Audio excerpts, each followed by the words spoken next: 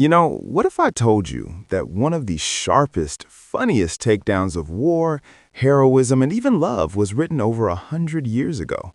Well, we're diving into George Bernard Shaw's classic play, Arms and the Man. It's a brilliant comedy that basically takes all of our most cherished ideas and just flips them right on their head. So picture this. It's 1885. The Serbo-Bulgarian War has just wrapped up, and we find ourselves in this wealthy Bulgarian home, where, honestly, the air is just thick with these incredibly romantic notions. War is this grand, glorious adventure, and love, oh, love is this lofty, noble performance. It's what Shaw hilariously calls a higher love. But this perfect little world of poetry and grand gestures, it is on a direct collision course with cold, hard reality. The whole fantasy is about to get completely shattered by the arrival of one man who basically drags the messy, unglamorous of war right into their fancy living room. Here he is, the romantic ideal personified. This is Sergius Serenov, the fiancé of our main character, Raina. I mean, this guy is the poster boy for heroism. He's handsome, he's dashing, he's like a Byronic hero who just walks straight out of a novel. Right away, we get the play's central joke.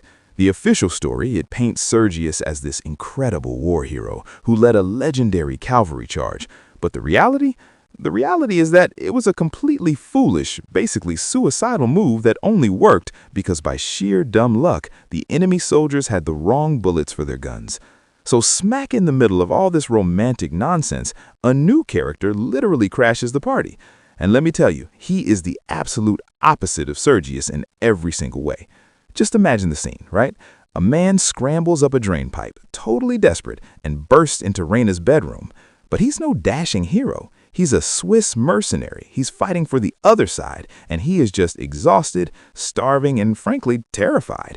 His goal isn't some glorious death on the battlefield, it's just to survive. This leads to such a crucial reveal. When Raina asks him about his weapon, he admits his pistol's empty. He doesn't bother carrying extra cartridges. Why? Because his pockets are filled with something way more useful after fighting for 3 days straight: chocolate for energy. He lays it out right there with this line. This is Captain Bluntschli. For him, war isn't some romantic game. It's a dangerous, tiring job where a bite to eat is way more valuable than a show of bravado. Raina is so baffled by this that she mockingly gives him a nickname, her chocolate cream soldier. So Bluntschli's blunt, no-nonsense realism, it acts like a mirror, and pretty soon it starts to expose all the hypocrisy and the sheer performance going on with everyone around him, especially when it comes to love and social status. It doesn't take long to figure out that our perfect romantic couple, Raina and Sergius, are not at all what they seem. They put on this huge performance of higher love for each other, but in private, their real attractions are way more down to earth. Sergius is flirting with the maid, and Raina, well, she can't get that practical chocolate cream soldier out of her head. Even the great hero Sergius admits he's struggling. He confesses to the maid, Louka, that he doesn't even feel like one real person.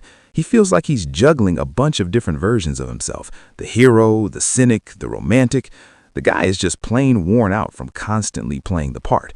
The servant, Louka, she sees right through all of it. She has this sharp, cynical view of the upper class and just calls it like she sees it.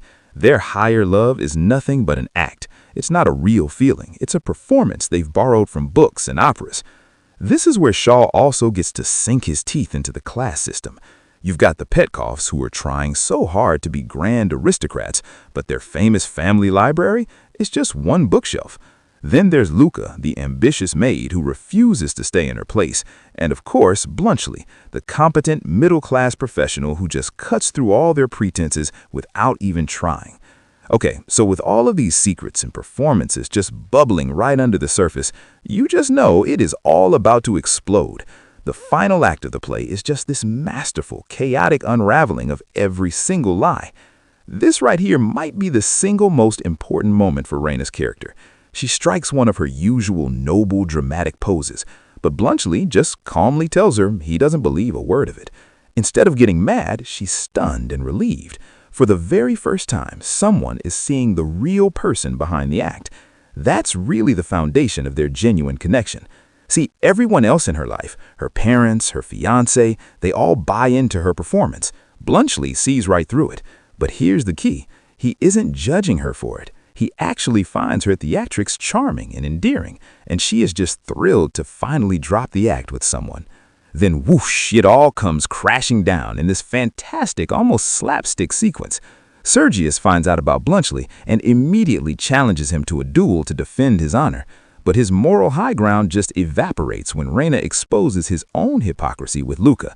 Just like that, the entire charade of their higher love completely shatters. So after all the romantic illusions have been absolutely demolished, what's left? Well, Shaw gives us a whole new set of relationships based not on some fantasy, but on genuine, actual compatibility. What we get is this great realignment. Those initial pairings, the ones based on social standing and romantic ideals, they're tossed out the window. And what emerges are pairs based on who these people really are. The idealist finds her match in the pragmatist, and the cynic finds his in the ambitious realist. The grand hero, Sergius, ends up with the sharp-witted servant Louka, who, let's be honest, is a much better match for his cynical and passionate side.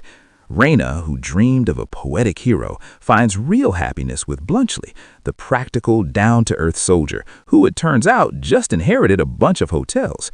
In the end, even the ultimate romantic hero, Sergius, has to admit it. As he watches Bluntschli efficiently organizing everything for his trip, he can't help but admire his competence. This is the moment that signals the final, total victory of realism over romanticism in the play. So what's the bottom line here? Shaw's message is crystal clear. Clinging to these romantic fantasies about war and love isn't just silly, it's actually dangerous. He's making a case for a clear-eyed, practical approach to life, showing that it's far more valuable than any hollow theatrical ideal. That is what makes this play feel so incredibly fresh today. I mean, Shaw wrote it over a century ago, and yet his critique still feels so sharp.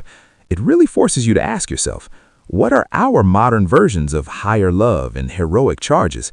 How many of our own ideals are, when we really think about it, just a performance?